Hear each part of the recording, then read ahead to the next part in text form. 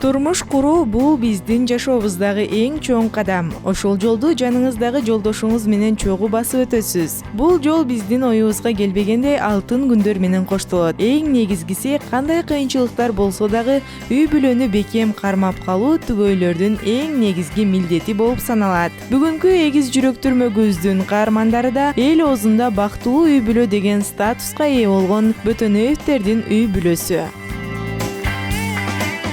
Адатта мырзалар жубайлары менен чогуу иштегендерди эп көрүшпөйт. Биздин бүгүнкү каармандарыбыз ата-энесинин ыраазычылыгы менен баш кошуп, чогуу түтүн булатып, жогорку окуу жайында дагы чогуу иштешкен. Турмуш деген мектеп бириктирген жубайлардын алгачкы сезимдери кандай болгону баарыбызга эле кызык болсо керек.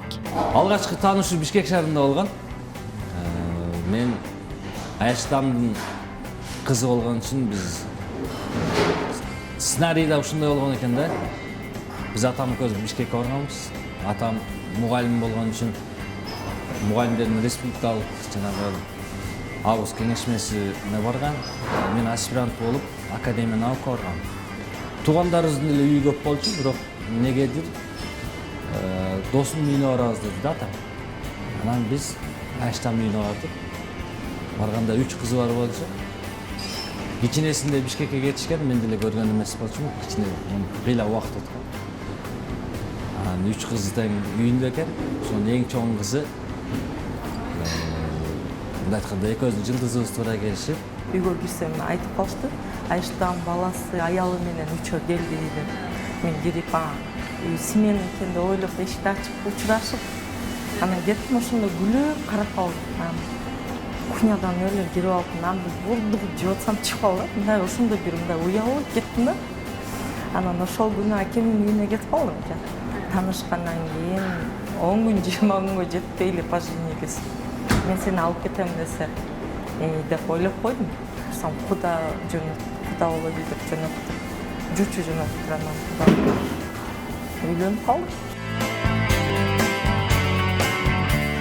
жайдары мүнөзү менен арбап алдык окшойт да. Тез жиңилип кеткен жок. Экөөбүз бирибизден калышпай болушубуз керек. Чоң атам экөөбүз үйдө калдык эле.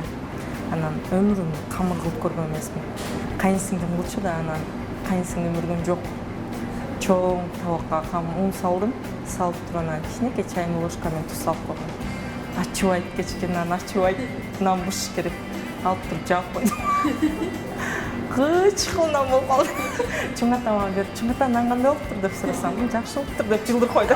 Артыкчылыктары деп айтсам болобу, кандай экөөбүз Сар менен чогуу бир жумушка келип, кечкурун чогуу кетип жүрдүк. Анан 2013-14 адашпасам экөөбүз эки бөлөк иштейли деген чечимге келдик. Sen жогоруда айттым. Коллектив болгондон кийин иште мага карата жетекчилик тарабынан сын пикир айтылышы мүмкүн. Жок ошо иштеген мугалимдерден же тескерисинче келинчегиңе карата айтылышы мүмкүн. Ошол мезгилде бир чогулушта бир аз ыңгайсыз абалдар болуп калышы мүмкүн экен. Бир штук встреча боло бергенде экөөбүз сейилдеп чыктык. Анан ошол жерде ат турган экен, атка мингизем дедим, мин албай койдум. Бирок ошол жерде өтүп бараткан бирөөдөн бир гүл алып берген эсимде. 2 уул, 2 кызым бар. Чоңу уул аты Искак, учурда Киров мектебинде 5-класста окуйт. Экинчибиз кыз бала аты Аяна, ал 4-класста окуйт. Андан кийинкиси уул бала аты Сыргак, жакында январда Кудай насип кылса 4кө чыгат. Анан эң кичинебиз 1 жашка чыгат январда, аты Аделия. Булар чоң атанын, чоң энемдин тарбиясына аралашып калышты. Биз ушу мугалим болгон үчүн мектептеги мугалими айткан тапшырмасын контролдоого аракет кылабыз. 14 февралда чоң кайнатам ошо 90го чыгып калды. Анан 14 февраль күнү подарка көтөрүп келиптир да. Чоң ана эмне майрам деп сураса.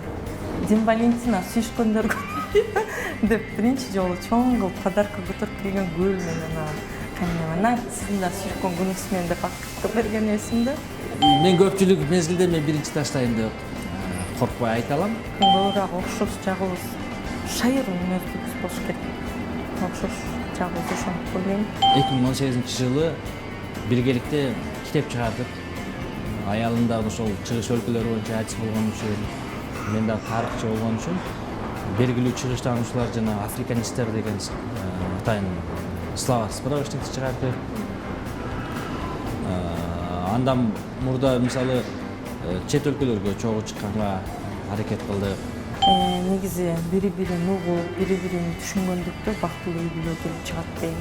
Ишеним бар жерде талаш тартышта аз жаралат. Жарашыктуу жуптар бири-бирин түшүнүп, колдоп, кубаныч кайгыны тең бөлүшүп, бирге чогуу түтүн булатып келе жатканына 12 жылдын жүзү болду. Эки кыз, эки уулду татыктуу тарбиялап, жумушта да көптөгөн ийгиликтерди биргеликте жаратып келе жатышат. Үлгүлүү үй бүлөнүн бактысы түмөн болсун деген тилекти айтабыз.